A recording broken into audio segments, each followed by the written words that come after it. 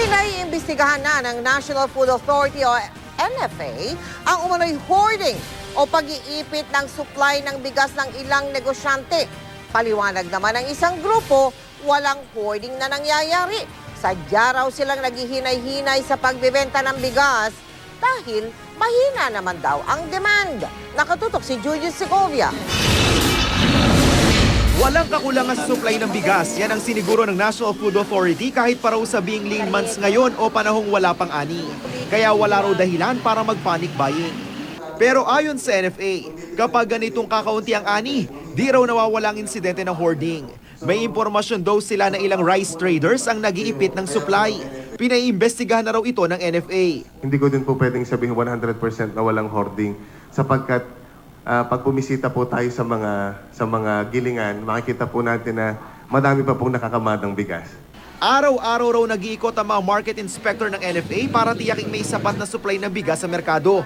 Pinabulaan na naman ng samahan ng rice retailers ang paratang na hoarding. Pag ganitong tumataas na siya, hindi naman hinuhoard. Hindi hinuhoard. Nagbibinta din. Pero hindi naman sinapaunti kaso wala ngang demand na masyado. Sumusunod doon sa market determined price. Ang mapapatunayang nag-hoard ng bigas, posibleng makulong at magmulta. Sabi ng NFA, mga negosyante mismo ang malulugi kapag pilit itinago ang kanilang rice supply. Mabubulok lang daw ito, lalo't mas tinatangkilik ang inilabas na well-milled rice ng NFA sa halagang 32 pesos kada kilo. Kaya apela ng ilang tindera gaya ni Marideth. Di ba may marami tayong NFA? Kalat nila. Bawat retailer, bigyan nila para may mabiling mababa yung mga tao. Hindi yung isa lang mahawak sa palengke, isa lang may NFA.